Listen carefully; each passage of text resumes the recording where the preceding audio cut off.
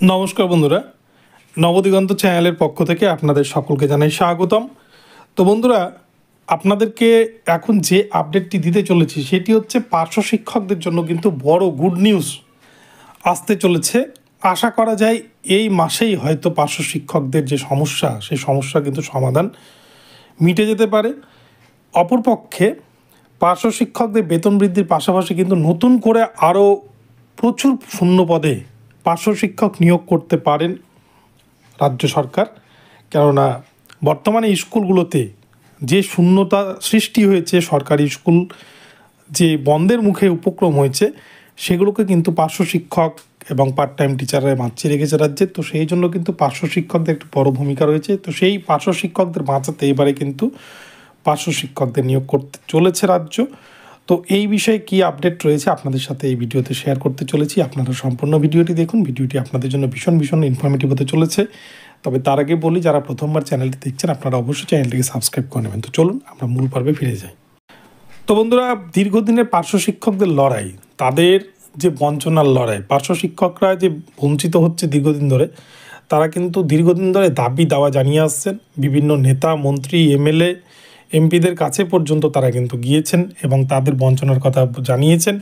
এবং তারা শুধু তাদের মাথা গোজার মতো একটা ঠাঁই চেয়েছেন, একটা বেতন কাঠামো করতে বলেছেন সরকারের কাছে, এবং তাদের 6 দফা দাবি রয়েছে।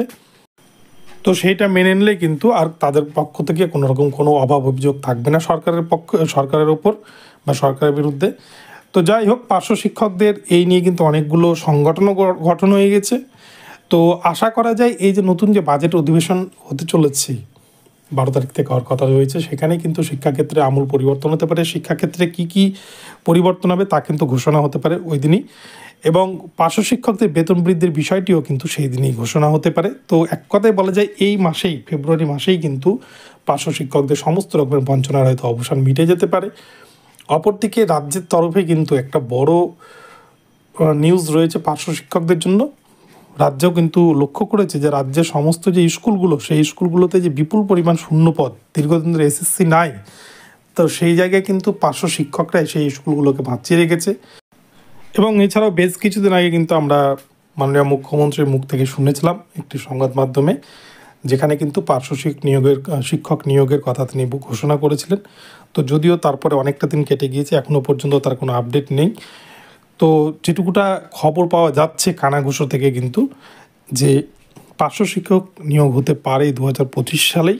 এই নতুন করে কিন্তু নিয়োগের নোটিফিকেশান জারি করতে পারে রাজ্য, এবং পার্শ্ব শিক্ষক নিয়োগ করে কিন্তু শিক্ষকের যে শূন্যপদ, সেই শূন্যপদগুলো কিন্তু কিছুটা হলেও আপাতত লাঘব করা যাবে এবং শিক্ষার হালকে মোটামুটি ফেরানো যেতে পারে। কেননা রাজ্যের যা বর্তমানে পরিস্থিতি, তাতে কিন্তু আপার প্রাইমারি শিক্ষক নিয়োগের আগে বিশেষ করে গ্রামের স্কুলগুলো যে শিক্ষক শূন্যতায় ভুগছিল, যেখানে কিন্তু গরিব ঘরের ছেলেমেয়েরা ভীষণভাবে হ্যাম্পার হচ্ছিল। তো সেই জায়গায় দাঁড়িয়ে হয়তো পার্শ্ব শিক্ষক নিয়োগ এটা কিন্তু এর একটা প্রকৃষ্ট উদাহরণ হতে পারে, বা এর থেকে বাঁচার একটা উদাহরণ হতে পারে।